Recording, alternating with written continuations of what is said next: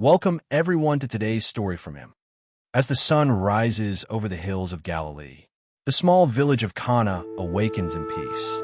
Stone houses glow softly in the morning light. Olive trees sway gently in the cool breeze. Today is not an ordinary day. The village is preparing for a wedding feast. Joy fills the air, yet no one knows that in this humble place, the first miracle of Jesus is about to unfold. The wedding feast begins with celebration and laughter. According to Jewish tradition, this joy belongs not only to the couple, but to the entire community. Wine is poured generously. Bread is shared from hand to hand. Music rises and hearts are glad. Jesus arrives with his disciples, quietly taking his place among the guests. Mary, his mother, is also there, watching everything in silence. Amid the joyful sounds, a quiet tension begins to grow. Servants whisper to one another. Their eyes turn toward the stone jars, now empty. The wine has run out. For a wedding feast, this is a serious shame. Mary notices the change. Her eyes rest upon the empty jars. She understands that the joy of this celebration is about to fade. No one speaks out loud. No one dares to interrupt the feast. Yet anxiety spreads quietly, like a shadow passing over the sunlight. The host stands helpless, knowing what this moment means. A wedding without wine would be remembered in shame. In this moment of silent fear, Mary steps forward. She does not accuse. She does not panic. Her heart is filled only with compassion. Mary approaches Jesus in silence. Her gaze is gentle, filled with trust and surrender. She speaks softly to him. They have no wine, only a few words.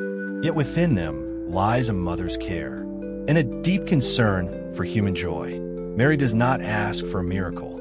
She simply places the need into her son's hands, and faith quietly opens the door to what is about to happen. Jesus looks at his mother.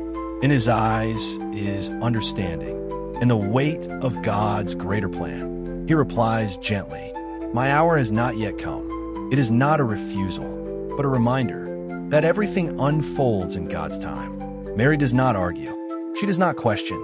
She trusts completely that when the moment comes, he will act. Mary turns to the servants. Her voice is calm, yet firm. Do whatever he tells you. They do not understand. They do not know what will happen. Yet they obey. True faith begins with obedience, and this simple act of trust prepares the way for a great miracle. Nearby stand 6 large stone jars, used for ritual purification. Jesus speaks to the servants. Fill the jars with water. They draw water from the well and pour it in. The jars are filled to the very brim. It is still only water, but obedience is quietly at work. There is no loud prayer, no dramatic gesture. Jesus simply says, "Now draw some out and take it to the master of the feast." The servants hesitate for a moment. Then they obey, unaware that the water they carry has already been transformed. The master of the feast tastes the drink and is astonished. The water has become wine, not ordinary wine, but the finest wine of all. He calls the bridegroom and says, "Everyone serves the good wine first, but you have kept the best wine until now." Only the servants know, and Jesus remains silent. Jesus does not seek attention. He does not explain the miracle. He simply stands among the people.